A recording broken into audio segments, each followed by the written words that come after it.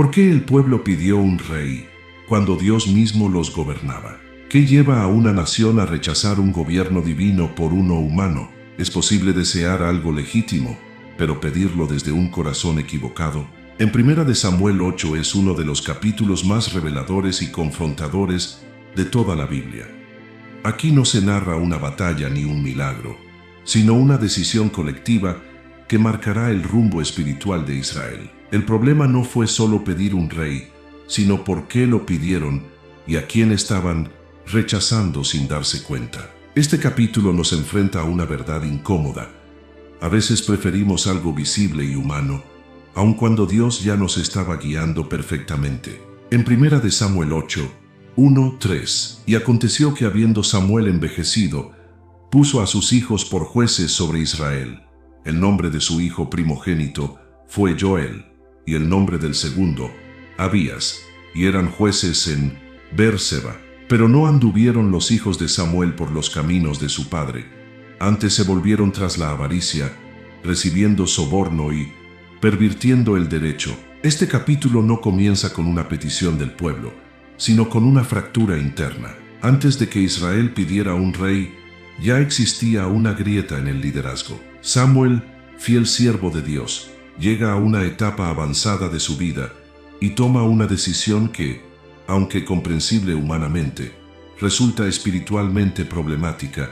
Delega el liderazgo en sus hijos. El texto es directo y sin matices. Los hijos de Samuel no caminaron en sus caminos. Esto revela una verdad incómoda pero necesaria. La fidelidad espiritual no se hereda automáticamente. Un padre piadoso no garantiza a hijos íntegros. El llamado de Dios es personal, no genético. La unción no se transmite por apellido. La corrupción de Joel y Abías no es superficial. El texto menciona 3 fallas graves: avaricia, soborno y perversión del derecho. No se trata solo de errores administrativos, sino de una distorsión del carácter. Donde debía haber justicia, hubo interés personal. Donde debía haber temor de Dios, hubo ambición. Esto erosiona la confianza del pueblo y debilita la autoridad espiritual. Es importante notar que el problema no era el sistema de jueces, sino las personas que lo administraban. Dios no había dejado de gobernar a Israel. Lo que falló fue la representación humana de ese gobierno. Aquí nace una tentación peligrosa. Cuando los representantes fallan, el pueblo empieza a cuestionar el modelo, no solo a quienes lo ejercen. Este pasaje nos enseña que la corrupción en el liderazgo genera crisis de fe colectiva. El pueblo no distingue fácilmente entre el Dios que gobierna y los hombres que lo representan. Cuando los líderes fallan, muchos concluyen erróneamente que el problema es Dios, no el corazón humano. También se revela una tensión silenciosa en la vida de Samuel. Fue un profeta fiel, pero no supo o no pudo formar líderes con el mismo temor de Dios. La Biblia no lo acusa, pero tampoco justifica el resultado. Esto nos recuerda que incluso los siervos más fieles pueden enfrentar fracasos dolorosos en áreas cercanas. Este escenario prepara el terreno para lo que vendrá después. La petición de un rey no nace de la nada, nace de una desilusión legítima, pero mal canalizada. El error del pueblo no será identificar un problema real, sino buscar una solución que los alejará del gobierno de Dios. Aquí aprendemos una lección crucial. Los errores humanos nunca deben convertirse en excusa para rechazar el diseño divino. Cuando el liderazgo falla, Dios no pierde autoridad. Los hombres sí.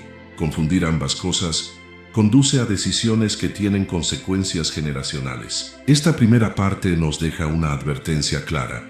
Las crisis espirituales profundas casi siempre comienzan con pequeñas concesiones en el liderazgo, y cuando la justicia se corrompe, el pueblo comienza a buscar seguridad en sistemas humanos en lugar de volver su corazón a Dios. Lo que Israel está a punto de pedir no es solo un rey, es una forma distinta de sentirse seguro. Pero el problema real no era la ausencia de un rey, sino la pérdida de confianza en el gobierno de Dios a través de hombres imperfectos. Y esa confusión marcará el rumbo de toda la nación. En 1 Samuel 8:4-5, entonces todos los ancianos de Israel se juntaron, y vinieron a Ramá para ver a Samuel, y le dijeron: He aquí tú has envejecido, y tus hijos no andan en tus caminos. Por tanto, constitúyenos ahora un rey que nos juzgue, como tienen todas las naciones. El pueblo no miente. Su diagnóstico es correcto. Reconocen un problema real. Samuel ha envejecido, y sus hijos no caminan en rectitud. La preocupación no es inventada ni caprichosa. El liderazgo local está fallando, y la nación siente inseguridad. Hasta aquí la petición parece sensata. Pero el problema no está en lo que dicen, sino en lo que revelan. La frase clave no es tus hijos no andan en tus caminos, sino danos ahora un rey como tienen todas las naciones. Aquí se descubre la raíz del conflicto. El pueblo no está buscando dirección espiritual, está buscando imitación. No quieren una solución conforme al corazón de Dios, sino una solución que los haga parecerse a los demás. Este momento marca un cambio profundo en la identidad de Israel. Hasta ahora, su diferencia no era política, sino espiritual. No tenían rey porque Dios era su rey. No se organizaban como las otras naciones porque habían sido llamados a vivir bajo un gobierno distinto. Pero ahora la comparación se vuelve más fuerte que la confianza. El deseo de ser como los demás siempre nace cuando se pierde la claridad de identidad. Israel ya no pregunta ¿qué quiere Dios?, sino ¿qué hacen los otros? Cuando la fe se debilita, la referencia deja de ser el cielo y pasa a ser el entorno. La comparación es una señal de inseguridad espiritual. El texto muestra que el pueblo no pidió un rey para servir mejor a Dios, sino para sentirse más seguro frente a los hombres. Querían algo visible, predecible, controlable. Un rey humano ofrece estructura externa, pero debilita la dependencia interna de Dios. El pueblo cambia fe por sensación de estabilidad. Aquí se revela una verdad incómoda. Una petición puede ser legítima en forma, pero equivocada en motivación. El pueblo no estaba rechazando a Samuel solamente. Estaba empezando a rechazar el modelo de gobierno divino, que requería fe constante y obediencia invisible. Además, el pedido es urgente. Danos ahora un rey. La prisa es otro síntoma. No consultan a Dios, no piden restauración, no buscan corrección del liderazgo corrupto. Quieren una solución inmediata, aunque tenga consecuencias a largo plazo. La urgencia sin oración suele conducir a decisiones costosas. Este pasaje nos confronta directamente hoy. Muchas veces oramos por cambios, pero no para alinearnos con Dios, sino para aliviar nuestra incomodidad. Pedimos nuevas estructuras, nuevas personas, nuevos sistemas, cuando Dios quiere tratar primero el corazón. Israel no estaba equivocado al ver el problema, pero sí al elegir la respuesta. En lugar de clamar por líderes conforme al corazón de Dios, pidieron un sistema que los alejaba de Él. El error no fue reconocer la crisis, sino escoger una solución que reemplazaba la dependencia divina por control humano. Esta parte nos deja una pregunta crucial que atraviesa generaciones. Cuando algo falla, ¿buscamos volver al diseño de Dios o preferimos copiar lo que el mundo hace para sentirnos seguros? Porque no todo lo que parece lógico honra a Dios y no todo lo que ofrece estabilidad humana fortalece la fe. Israel está a punto de obtener lo que pide, pero perder algo mucho más valioso en el proceso. En 1 Samuel 8:6-7, pero no agradó a Samuel esta palabra que dijeron: danos un rey que nos juzgue. Y Samuel oró al Señor, y dijo el Señor a Samuel: oye la voz del pueblo en todo lo que te digan, porque no te han desechado a ti, sino a mí me han desechado, para que no reine sobre ellos. Samuel se entristece, no porque pierda poder, sino porque entiende lo que está ocurriendo. El pueblo no solo está pidiendo un cambio político, está expresando una ruptura espiritual. Por eso el texto dice que no le agradó. Samuel percibe que la petición no nace de una búsqueda de Dios, sino de una desconfianza profunda en el gobierno divino. Pero Samuel hace lo correcto. Ora, no discute con el pueblo, no reacciona desde la ofensa, no toma decisiones desde la emoción, lleva el asunto a Dios. Esta actitud revela el corazón de un verdadero siervo. Cuando se enfrenta a crisis nacional, no busca controlar, busca escuchar. Y Dios responde con una frase que atraviesa los siglos. No te han desechado a ti, me han desechado a mí. Aquí Dios revela la raíz invisible del problema. El pueblo no estaba rechazando únicamente a Samuel ni a sus hijos corruptos. Estaba rechazando un principio, querían un rey humano, porque no querían que Dios reinara sobre ellos. Esto es impresionante, porque Israel no estaba diciendo, dejamos a Dios. Seguían siendo un pueblo religioso, seguirían ofreciendo sacrificios, hablando de Dios y manteniendo ciertas prácticas. Pero el punto central es otro. Una cosa es creer en Dios, otra cosa es someterse a su gobierno. Israel quería que Dios existiera, pero no que gobernara. La frase para que no reine sobre ellos revela la lucha eterna del corazón humano. El ser humano suele querer a Dios como refugio, pero no siempre lo quiere como rey. Quiere consuelo, pero no autoridad. Quiere ayuda, pero no dirección. Quiere bendición, pero no obediencia. Y cuando Dios insiste en reinar, el corazón busca alternativas visibles y controlables. Dios también le dice a Samuel, oye la voz del pueblo. Esto no significa que Dios apruebe la petición, sino que Dios permitirá que el pueblo siga su camino. Aquí aparece una verdad profunda. Dios a veces concede lo que pedimos para mostrarnos lo que realmente queríamos. La voluntad permisiva de Dios no es una señal de aprobación, es una lección. Este pasaje también muestra algo impresionante sobre Dios. Él no manipula al pueblo por fuerza. Dios podría imponer su gobierno, pero permite la elección, aun cuando esa elección traerá dolor. La libertad humana es real, y con ella viene responsabilidad real. Samuel no debe tomar el rechazo como algo personal. Dios le dice claramente que el problema no es su identidad, sino el corazón del pueblo. Esto enseña algo vital a todo siervo. Cuando las personas rechazan el camino de Dios, muchas veces parecerá que te rechazan a ti. Pero Dios muestra que el verdadero rechazo es espiritual, no solo humano. Esta parte nos deja una pregunta inevitable. ¿Cuántas veces pedimos cambios no porque Dios nos haya guiado, sino porque queremos sacarnos de encima la incomodidad de depender de Él? Porque depender de Dios exige fe, paciencia y obediencia. Un rey humano promete rapidez, estructura y control visible. Pero el control visible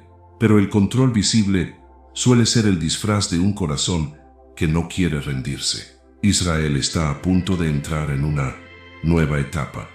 No perderán a Dios de inmediato, pero comenzarán a desplazarlo del centro del gobierno.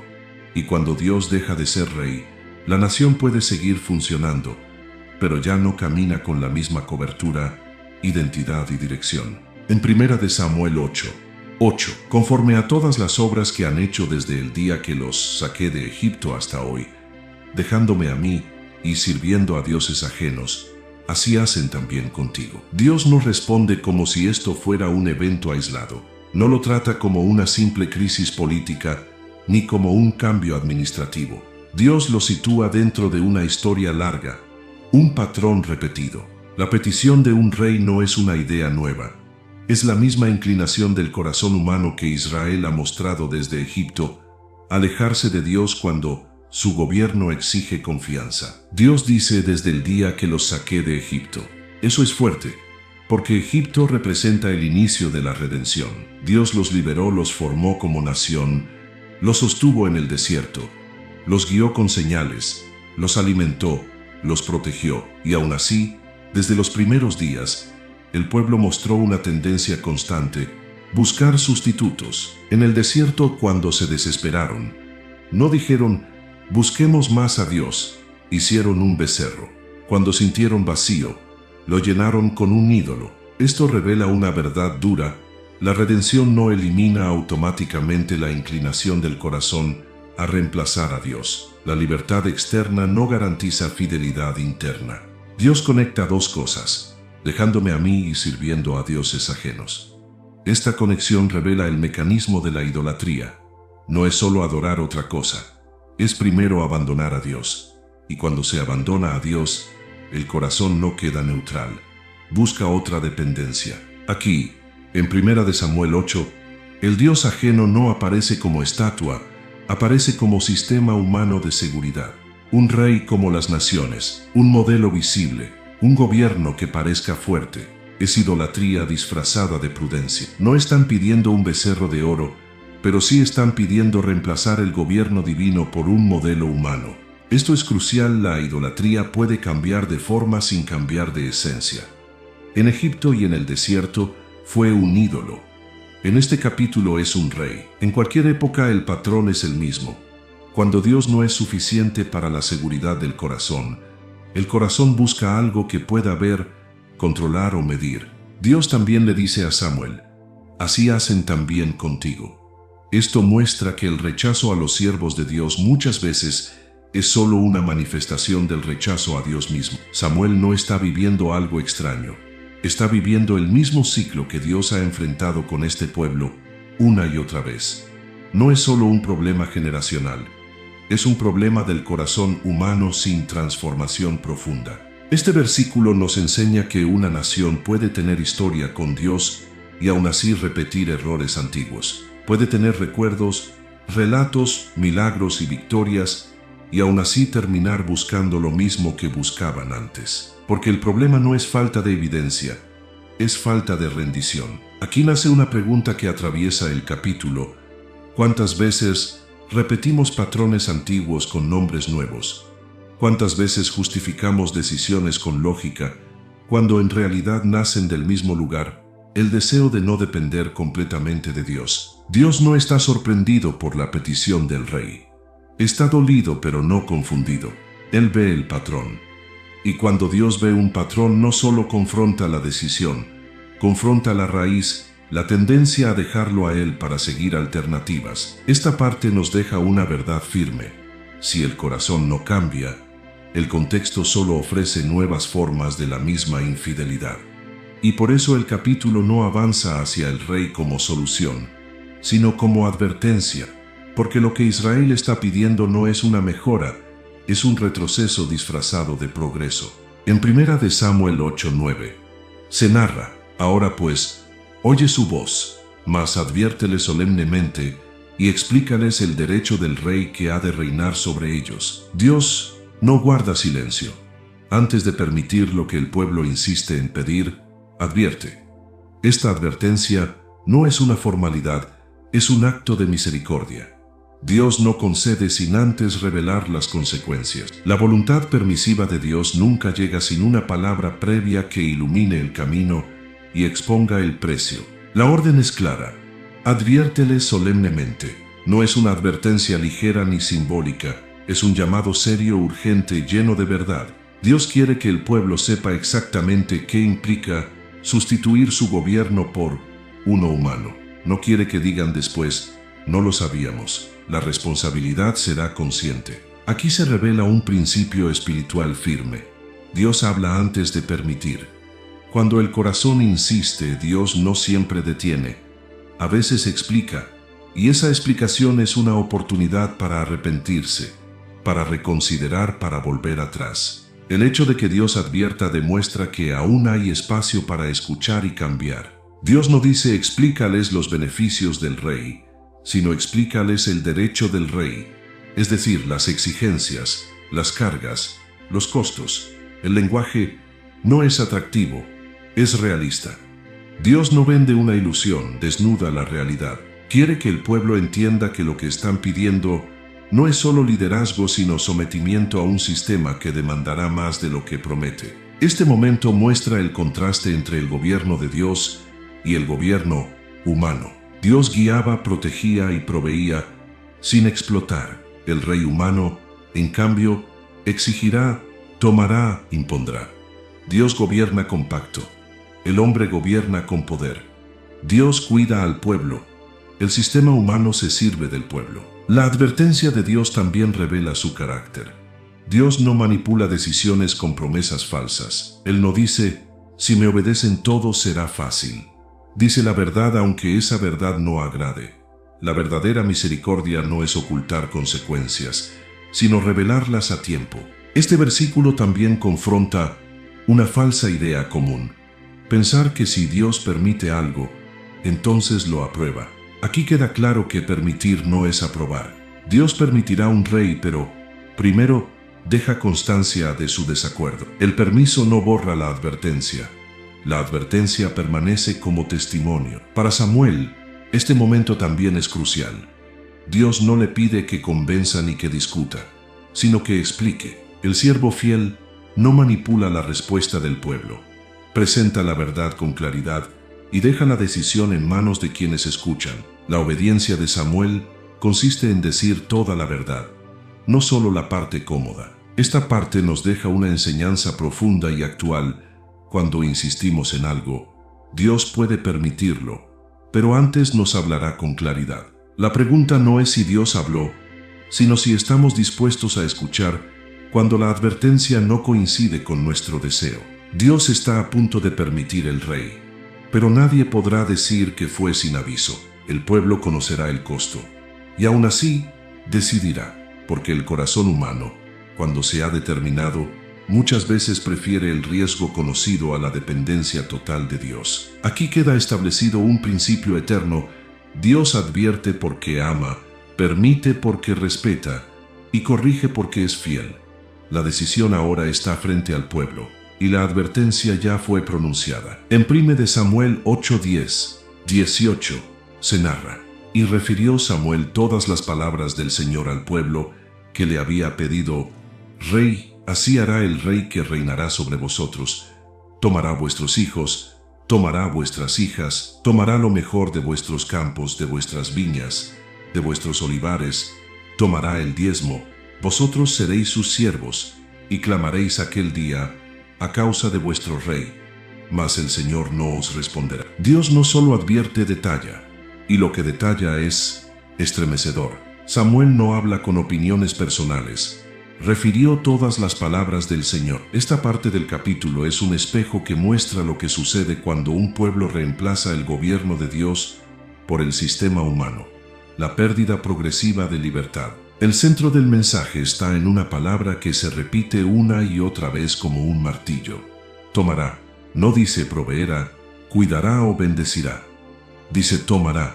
El énfasis es intencional. Dios quiere que Israel entienda que el tipo de rey que buscan, el modelo como las naciones, no se sostendrá sirviendo al pueblo, sino sirviéndose del pueblo. Primero tomará a vuestros hijos, es decir, tomará lo más fuerte, lo más prometedor, lo más útil. Los pondrá en sus carros, en su ejército, en su maquinaria de poder. Lo que antes era para familia y futuro, ahora será para ambición nacional. El precio del sistema humano no se paga con teoría, se paga con vidas. Luego tomará vuestras hijas. Las usará en su palacio, en su estructura, en su comodidad. El texto muestra cómo el poder humano tiende a absorber lo que es valioso para sostener su grandeza. Cuando el poder humano se establece, no pregunta primero qué es justo, sino qué necesito para funcionar. Después, tomará lo mejor de vuestros campos, viñas, olivares. No toma lo sobrante, toma lo mejor. Esto revela un principio del poder humano. Cuando no está sometido a Dios, no se conforma con poco, siempre quiere más. La imitación del mundo siempre comienza con promesas y termina con exigencias. El rey también tomará el diezmo. Y esto es irónico porque Israel ya conocía el diezmo como acto de adoración a Dios. Pero ahora el diezmo no será altar, será sistema. No será ofrenda, será carga. Esto revela una diferencia fundamental. Cuando das a Dios, das en pacto. Cuando das a un sistema humano, das por obligación. Y el final es contundente. Vosotros seréis sus siervos. El pueblo que fue liberado de Egipto está a punto de elegir una nueva forma de esclavitud, no con látigos extranjeros, sino con un gobierno propio. Esta es una de las tragedias más grandes. Buscar seguridad puede terminar quitándote libertad. Dios también advierte algo que estremece: clamaréis aquel día, mas el Señor no os responderá. Esto no significa que Dios deja de ser misericordioso para siempre. Significa que habrá consecuencias inevitables. Habrá un punto donde el dolor no podrá evitarse porque fue elegido. El pueblo pedirá auxilio cuando el peso del rey sea insoportable. pero ese peso será el resultado de su decisión insistente. Aquí Dios muestra un principio severo. Cuando rechazamos su gobierno, no podemos exigir su intervención como si nada hubiera pasado. Dios no es un recurso para rescatar decisiones tercas sin consecuencias. Él es rey, no herramienta de emergencia. Esta parte nos confronta de forma directa. Lo que reemplaza a Dios siempre promete orden, pero exige sacrificios. Promete estabilidad, pero demanda control. Promete protección, pero produce servidumbre. El rey humano representa el deseo de vivir con seguridad visible, a costa de perder la libertad que viene de depender de Dios. Dios está diciendo, si quieren ser como las naciones, tendrán los mismos frutos que las naciones. El deseo de parecerse al mundo siempre termina en esclavitud, porque el mundo no gobierna con pacto, gobierna con fuerza. Esta sección es una advertencia eterna. Cuando cambiamos el gobierno de Dios por la lógica humana, pagamos con lo que más amamos, y aún así, el pueblo insistirá. Porque el corazón, cuando se ha determinado, prefiere un rey visible antes que un Dios invisible, aunque el rey visible termine tomando todo. En 1 Samuel 8, 19, 20, mas el pueblo no quiso oír la voz de Samuel, antes dijo, no, sino que habrá rey sobre nosotros, y nosotros seremos también como todas las naciones, y nuestro rey nos gobernará, y saldrá delante de nosotros, y hará nuestras guerras. Aquí se cruza una línea peligrosa. Después de escuchar con claridad, después de conocer el precio, después de ser advertido solemnemente, el pueblo decide no escuchar. El problema ya no es ignorancia, es resistencia consciente. El texto es directo, no quiso oír. No es que no entendieron, es que no quisieron aceptar. La respuesta comienza con una negación tajante. No, no a la advertencia, no al gobierno de Dios, no a la voz profética. Cuando el corazón se endurece, incluso la verdad más clara se vuelve incómoda. Y cuando la verdad incomoda, el corazón decide rechazarla. La insistencia del pueblo revela tres deseos profundos. Primero, ser como todas las naciones. La comparación vuelve a aparecer. Israel ya no quiere ser diferente. La identidad espiritual se vuelve una carga. Ser un pueblo gobernado por Dios requiere fe constante. Ser como los demás parece más sencillo. Segundo, nuestro rey nos gobernará. Esta frase es reveladora. Dios ya los gobernaba, pero ahora quieren alguien visible, tangible, accesible. No quieren un Dios que hable desde el cielo. Quieren una figura que camine delante de ellos. El deseo no es solo liderazgo, es control visible. Tercero, hará nuestras guerras. Aquí se revela el temor que impulsa la decisión. El pueblo quiere protección, pero no quiere depender de Dios para obtenerla. Prefieren un sistema militar humano antes que confiar en la intervención divina. El recuerdo de victorias pasadas con Dios ya no es suficiente. El miedo al futuro domina. Este pasaje revela una verdad dura. Cuando el miedo gobierna, la fe se reduce a recuerdos. Israel había visto a Dios pelear por ellos, pero ahora quieren un rey que lo haga. No niegan que Dios exista, pero ya no confían en su método. También es importante notar que el pueblo dice, nuestro rey. Hay un sentido de pertenencia falsa. Quieren algo que puedan llamar suyo, algo que represente su fuerza colectiva. El gobierno de Dios requiere rendición. El gobierno humano ofrece identidad nacional, y el pueblo elige lo segundo. Aquí se cumple algo doloroso. La advertencia fue clara, pero el deseo fue más fuerte. Este es uno de los momentos más tristes del capítulo, porque muestra que Dios habló, pero el corazón ya estaba decidido. La verdad no faltó, faltó humildad. Este pasaje nos confronta hoy con una pregunta esencial. ¿Cuántas veces decimos no a Dios no con palabras, sino con decisiones insistentes? ¿Cuántas veces escuchamos la verdad, pero seguimos adelante porque queremos sentirnos como los demás, seguros, visibles, fuertes? Israel no rechazó a Dios con blasfemia, lo rechazó con una elección. Y eso es lo más peligroso, cuando el rechazo no parece rebelión, sino lógica. Cuando la desobediencia se disfraza de prudencia. Esta parte nos deja una advertencia clara. Cuando el corazón decide no escuchar, ni la voz profética más clara puede detenerlo.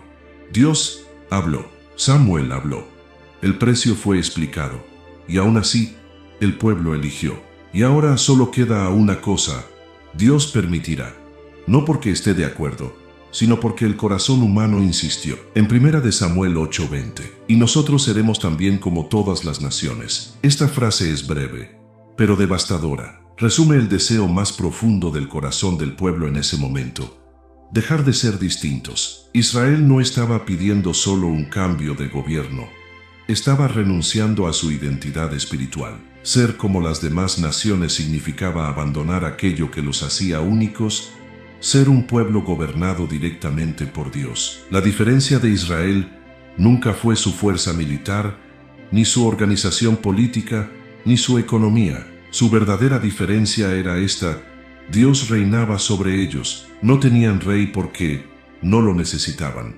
Dios los guiaba, los defendía y peleaba por ellos. Pero esa diferencia comenzó a sentirse como una desventaja cuando compararon su camino con el de otros pueblos. Aquí se revela un principio profundo: la comparación siempre erosiona la identidad espiritual. Mientras Israel miró a Dios, caminó con propósito. Cuando empezó a mirar a las naciones, comenzó a sentirse incompleto.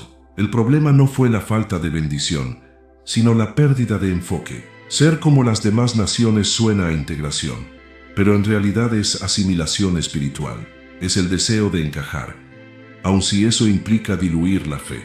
El pueblo ya no quería cargar con el peso de confiar en un Dios invisible. Quería la comodidad de un modelo probado por el mundo, aunque ese modelo estuviera vacío de pacto.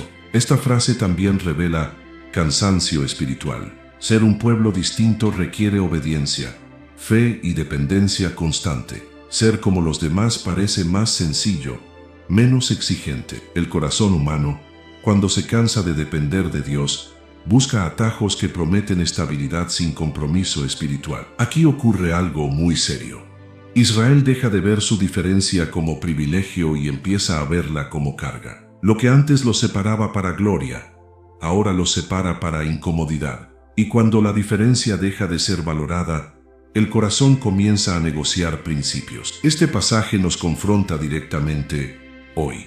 Muchas veces el deseo de ser como los demás se disfraza de modernidad, adaptación o sabiduría práctica, pero en el fondo suele ser una renuncia silenciosa a la dependencia de Dios. No siempre se abandona la fe de forma explícita, a veces se la relega a un segundo plano. Israel no dijo: dejaremos de adorar a Dios. Dijeron: queremos un rey como los demás. El rechazo fue sutil, pero real. Dios seguiría siendo invocado, pero ya no sería el rey. Pasaría de gobernar a acompañar, de dirigir a respaldar, de ser el centro a ser un recurso. Esta parte del capítulo nos deja una advertencia clara: cuando el pueblo de Dios desea parecerse al mundo, termina perdiendo la autoridad espiritual que lo distinguía. El mundo nunca fue modelo para Israel.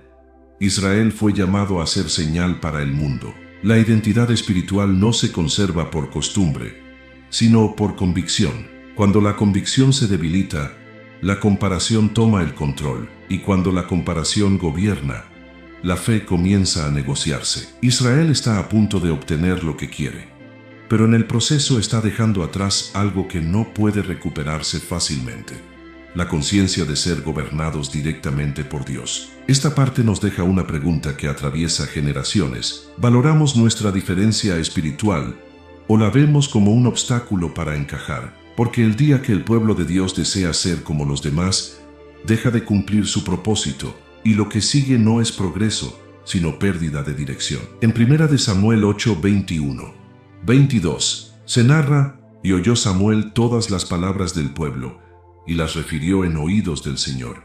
Y el Señor dijo a Samuel: oye su voz, y pon rey sobre ellos. Entonces Samuel dijo a los varones de Israel: idos cada uno a vuestra ciudad. Este es uno de los momentos más sobrios y solemnes del capítulo. No hay enojo explícito, no hay castigo inmediato, no hay milagros ni señales, hay permiso, y a veces el permiso de Dios es más serio que una negativa. Samuel vuelve a hacer lo correcto, escucha al pueblo y lleva todo delante de Dios. no actúa por presión social ni por cansancio espiritual. Presenta el clamor exactamente como fue expresado. Esto revela que el proceso ha sido justo, transparente y plenamente consciente. Nada se hizo a espaldas de Dios. La respuesta divina es breve y contundente. Oye su voz y pon rey sobre ellos. No hay argumento adicional, no hay nueva advertencia, no hay insistencia. Dios concede. Pero esta concesión no es celebración, es retiro. Dios permite lo que el pueblo ha decidido, pero ya no interviene para detenerlos. Aquí se cumple una verdad profunda. Cuando Dios concede lo que insistimos en pedir contra su advertencia, lo hace respetando nuestra elección, no bendiciéndola. El permiso de Dios no borra todo lo que ya dijo antes. Las advertencias permanecen vigentes. El precio ya fue explicado. La responsabilidad ahora es del pueblo. Dios no los abandona completamente, pero deja que caminen el camino que eligieron. El detalle final es clave. Idos cada uno a vuestra ciudad. No hay celebración nacional, no hay júbilo, no hay unción inmediata. El pueblo vuelve a casa. Es como si Dios dijera: han decidido, ahora esperen las consecuencias. El silencio que sigue no es vacío, es expectante. Este momento revela una faceta poco entendida del carácter de Dios. Dios no fuerza su gobierno. Él propone, guía, advierte, corrige, pero no gobierna por imposición. Cuando el corazón insiste, Dios permite. Y esa permisividad es una forma de juicio pedagógico. Aprender por experiencia lo que no se quiso aprender por obediencia. Aquí también se rompe una ilusión común. Creer que si Dios permite algo, entonces estará completamente comprometido con ese camino. No siempre. Dios seguirá siendo fiel, pero el nivel de cobertura cambia cuando dejamos de caminar en su diseño. Esta parte nos confronta con una pregunta profunda y personal. ¿Cuántas veces Dios ha dicho: hazlo no porque era su deseo, sino porque insistimos en ello? ¿Cuántas veces confundimos el permiso con la aprobación? Dios concedió un rey, pero el texto deja claro que algo se perdió en el proceso. El pueblo tendrá lo que pidió, pero ya no tendrá lo que tenía antes de pedirlo. El gobierno directo de Dios será reemplazado por una estructura humana, con todo su peso y limitaciones. Esta parte nos deja una advertencia solemne.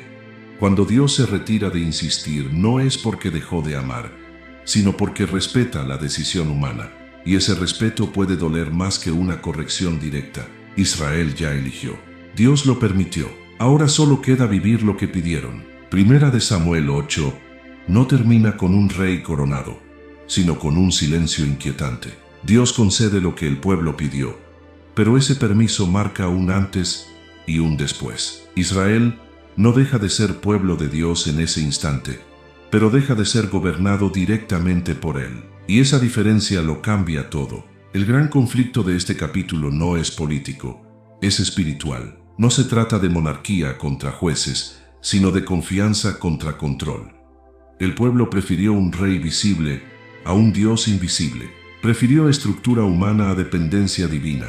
Prefirió sentirse como las demás naciones antes que vivir como un pueblo apartado. Dios no fue rechazado porque fallara, sino porque exigía fe. Gobernar bajo Dios requería escuchar, esperar, obedecer sin ver siempre resultados inmediatos. Un rey humano prometía rapidez, orden y presencia constante, pero lo que parecía seguridad era, en realidad, intercambio de libertad por control. Este capítulo nos enseña una verdad profunda y actual. El corazón humano suele preferir lo que puede ver, aunque lo que no ve sea eterno. Preferimos líderes visibles a una voz que nos confronte por dentro. Preferimos sistemas que nos digan qué hacer antes que un Dios que nos forme el carácter. Israel no pidió un rey para rechazar a Dios abiertamente, sino para reducir su influencia. Querían que Dios estuviera, pero no que gobernara. Querían su ayuda, pero no su autoridad. Y esa es una tentación constante para todo creyente y toda comunidad. Dios advirtió, Dios explicó, Dios fue paciente, pero cuando el pueblo insistió, Dios permitió. Y aquí está la lección final. Lo que Dios permite no siempre es lo que Dios desea, pero siempre será lo que el corazón insistió en elegir. El permiso de Dios no cancela sus advertencias, Las consecuencias no se anulan porque el pedido fue concedido. Este capítulo nos deja una pregunta que no es histórica, sino personal. Cuando tomamos decisiones importantes, ¿buscamos el gobierno de Dios o solo alivio inmediato? ¿Queremos que Dios reine o solo que nos ayude cuando lo necesitamos? 1 Samuel 8 nos recuerda que Dios no compite por el trono del corazón. Si lo queremos como rey, Él gobierna con fidelidad. Si lo queremos solo como recurso, Él se aparta con respeto. La historia de Israel seguirá. Habrá reyes buenos y malos, victorias y caídas, pero nada será igual que cuando Dios era el rey directo. Algo se perdió en ese momento, la simplicidad de depender completamente de Él. Este estudio nos invita a revisar nuestras propias peticiones, porque no todo lo que pedimos nos acerca a Dios y no todo lo que parece prudente honra su gobierno. La pregunta final permanece abierta, como un espejo frente al corazón. ¿Preferimos la seguridad humana o el gobierno divino?